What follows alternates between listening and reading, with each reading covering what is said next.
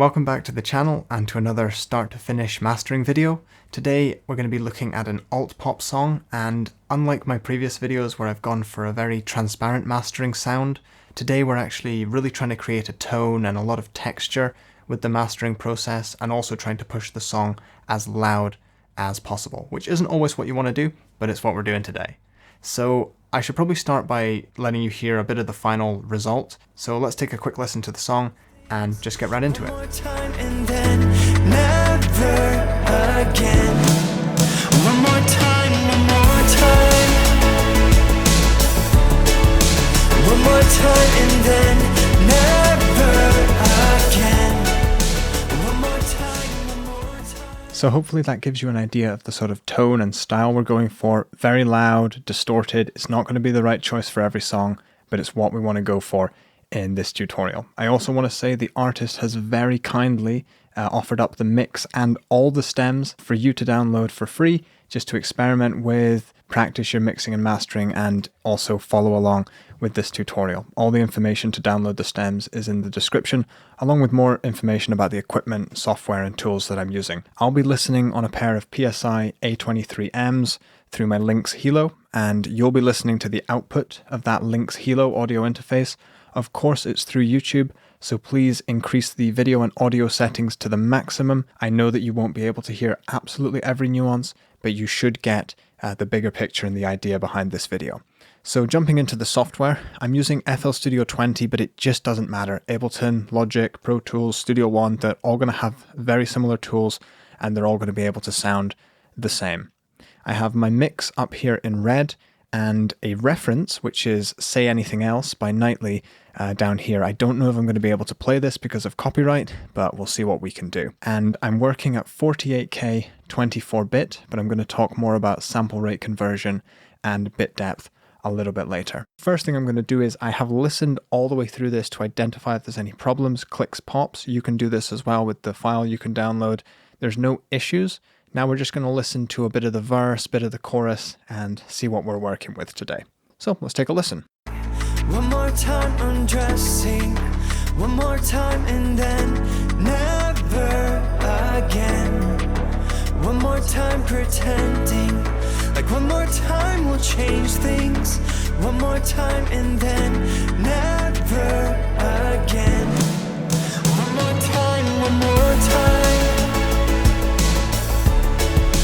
One more time and then never again.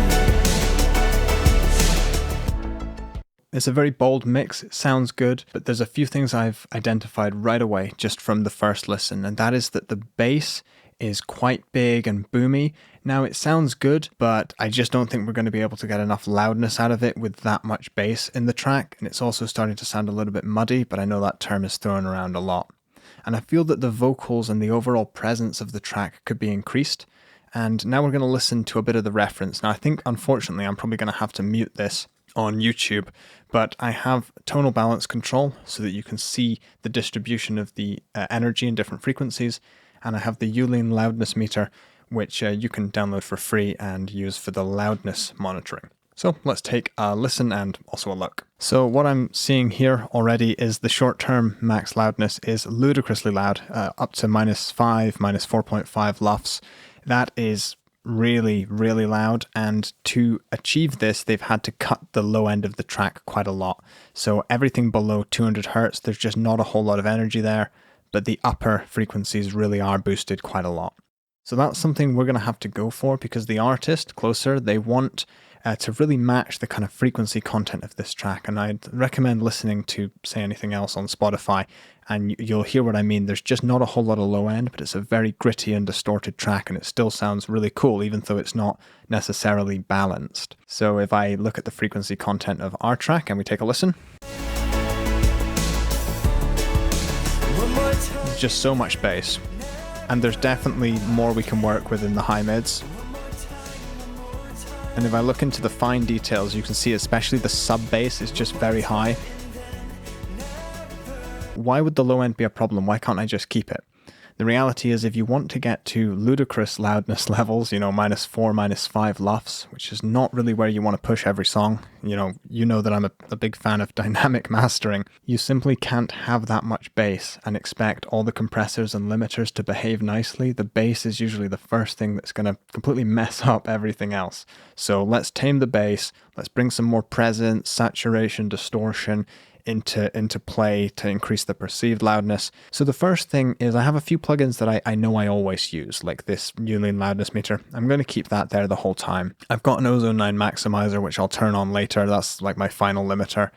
And the first thing I'm going to start with is Ivory 5S, which is an analog sampled or analog modeled equalizing plugin.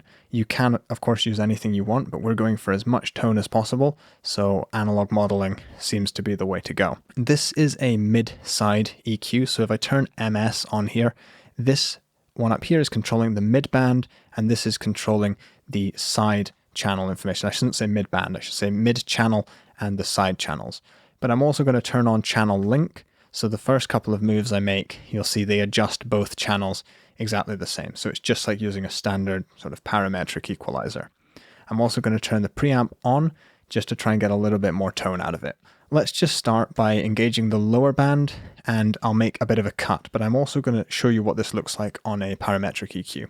So let's just go into the chorus and take a listen.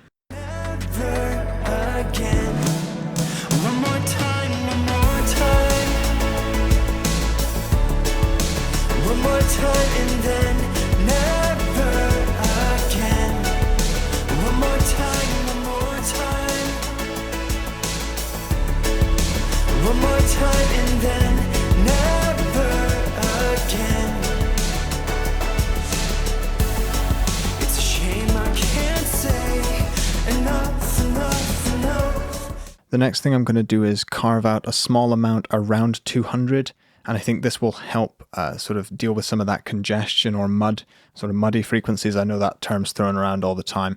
Let's take a listen. One more time, one more time. I'm going to choose a narrow bandwidth. One more time and then never again.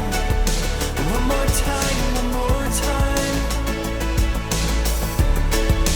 One more time and then never again.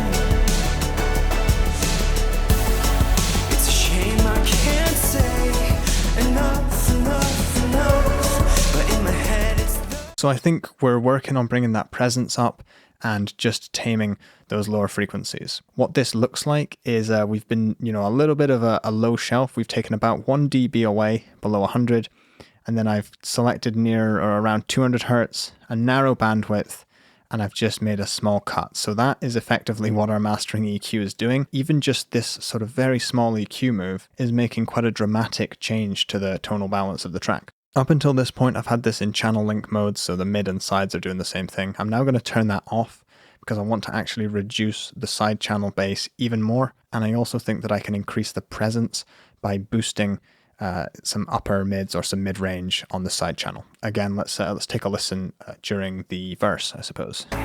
One more time undressing, one more time and then never again. One more time pretending, like one more time. I honestly think even just half a dB there, I think it just pulls up any sort of harmonies or reverb on the sides, and it tends to just give the vocals a lot more presence. But the next thing I'm going to do is start bringing the loudness up by doing a little bit of multiband compression. There's one I particularly like. Again, it's in the Ivory 5 bundle, which is sort of modeling a Mazalek style processing. Usually with multiband compression, I try to leave the bass alone and compress everything else. In this case, I'm actually going to do the opposite. I want to compress the bass even more because I've reduced its volume, so I want to make sure that it's very solid, even though it's reduced in volume. I don't want it to sort of move up and down and have too much movement, because then it might just get too quiet. One more time, one more time. One more time and then never again. One more time. I'm just adjusting the threshold until I get a little bit of gain reduction, and I'm trying to make sure that the attack is quick enough that it's dealing with the bass, but not so fast that it's compressing the kick. And I'm making sure that the release is short enough that the track is not just being turned into a big mush. I want it to still sort of move up and down a little bit. One more time, one more time. One more time and then never again. One more time. From here, I really have to sort of take a bit of a listen to the song and decide what I want to do. I know I need to do limiting to pull the loudness up, but let's just take a listen at various volumes and see what we want to do to it. Giving you another piece, hoping maybe it will finally be what it takes to prove me I can't keep coming back. But I do, and I do. One more time confessing, one more time undressing. I think I can do a bit with some distortion. I'm not sure how much I want to distort the verses. I think I want to bring some more saturation into the choruses.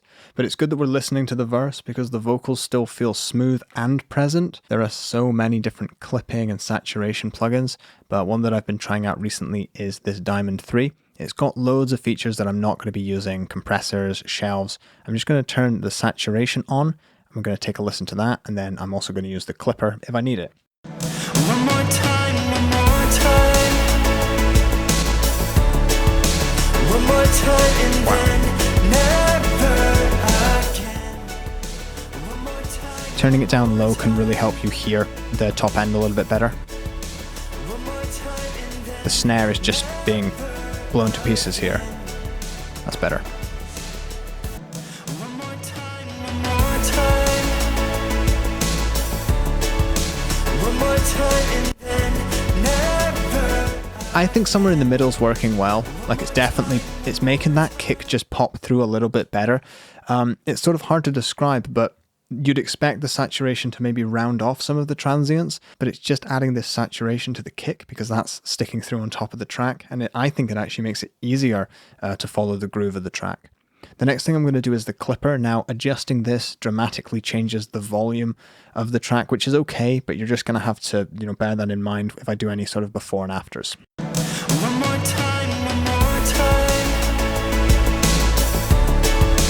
One more time and then never again. One more time, one more time. I'm also going to try adding the high pass filter in just to try and remove a little bit more at the low end. I believe this is a cut somewhere between 10 and 20 hertz. One more time, one more time. One more time and then never again. So that's adding some really nice tone in the chorus, but I really need to check in the verses again because it might just be sort of frying the vocals a bit. Let's take a listen. Giving you another piece, hoping maybe it will finally be what it takes to prove me I can't keep coming back. But I do, and I do. And just as I expected, it really is sort of crisping up those vocals a little bit too much. So you can see I've been turning it on and off with the mix level. So I'm simply going to automate the mix level, simple create an automation clip. And then whenever we get to a chorus, I'm just going to turn it on either abruptly or smoothly. So I am going to go through and do this automation. I'm just lining it up, making sure that it starts right where the chorus does, and then I'll edit back in. So I've added those in. It's just a nice smooth transition up every time there's a chorus, and it just means we have that distortion in the chorus where I want it, but during the other parts of the song, like this bridge here, Time confessing, one more time. the vocals are present, but they're not like overly fizzy. Now I've also added a simple automation at the start and end. This is just the master fader very quickly going up and down just to make sure that we cut to absolute silence at the start and end of the song.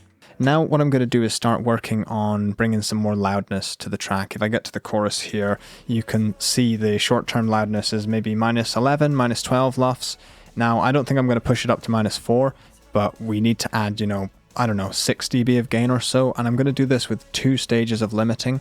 If I tried to make one limiter do all of this work, it would just sort of pump up and down. There'd be horrible distortions, and it's just not going to do it. So you could either use a compressor with a very high ratio, like 10 or 20 to 1, but I'm going to just opt for using 2 limiter. So I'm going to first opt for the vintage limiter from Ozone 9. Any limiter will do, as I said. I just know that this one will add even more tone to the master. So let's take another listen. One more time, one more time. One more time and then never again. One more time, one more time. One more time and then never again.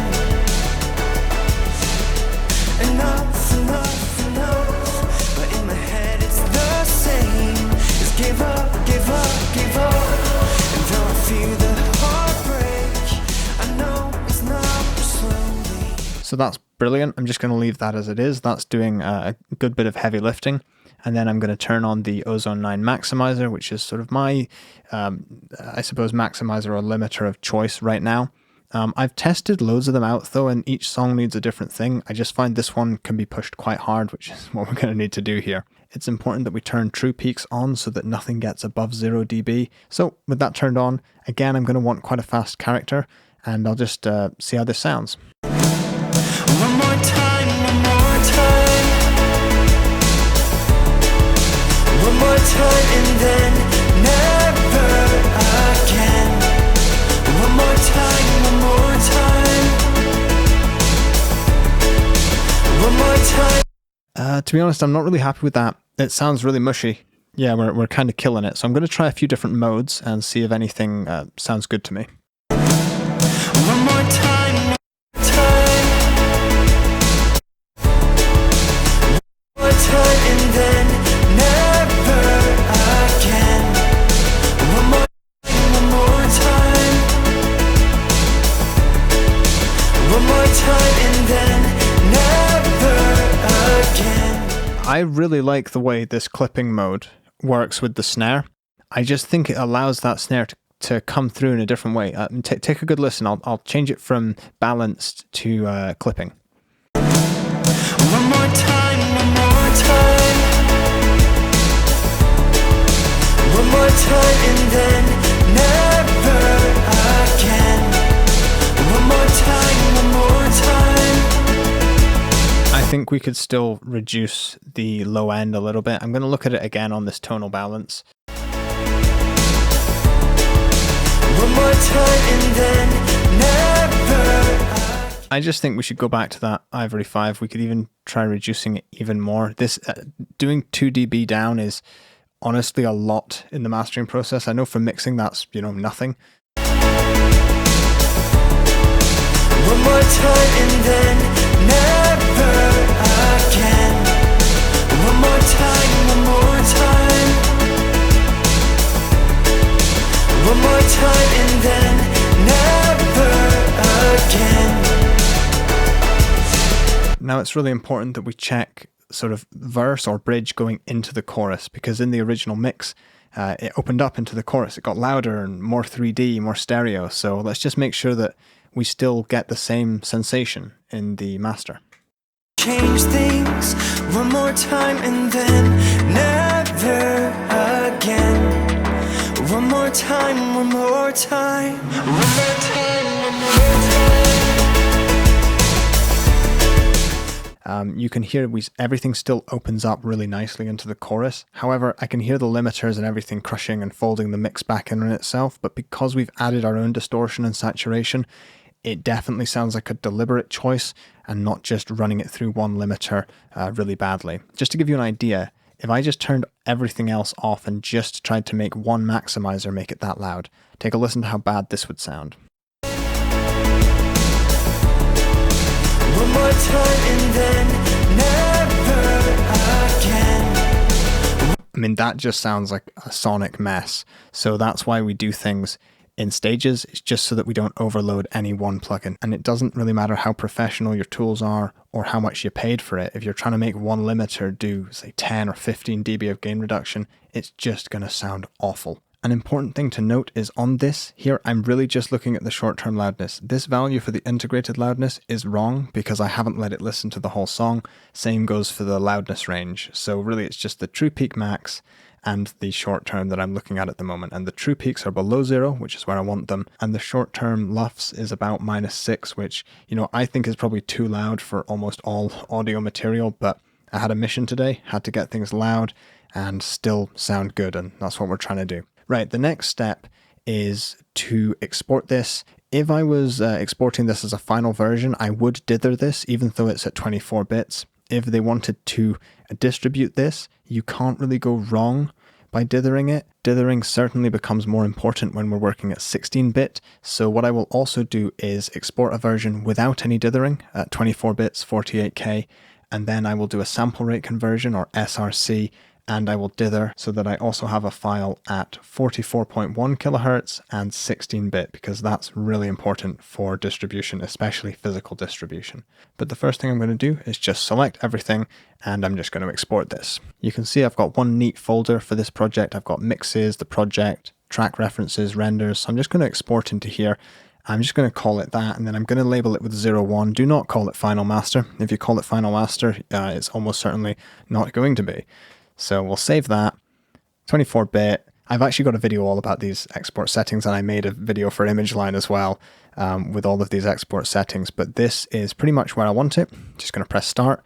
And this is going to take a while, so I'm not going to make you sit through this as well. I'm just going to have a cup of tea, and I'll come back when this is done. That's the export done, so I'm going to turn off all the master effects so that none of these are active, and now we can take a listen to the master and the mix. First I'm going to do it without any gain compensation, then we're going to listen to them at the same level.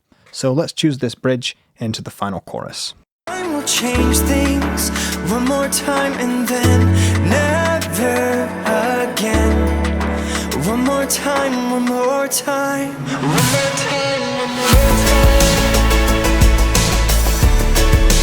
One more time and then never. And the mix. I will change things one more Significantly time quieter, of course. never again. One more time, one more time, one more time, one more time. One more. So while we can hear there's a tonal difference, the change in volume is just, we're never going to be able to compare them, basically. So I'm going to take the mastered one and pull its level down. So I've tried my best to level match them on the sort of average or the sort of perceived loudness. I can't match them on peak loudness because then the mix would still be much lower. Let's take a listen to the bridge. One more time undressing, one more time and then never again. One more time pretending, like one more time will change things.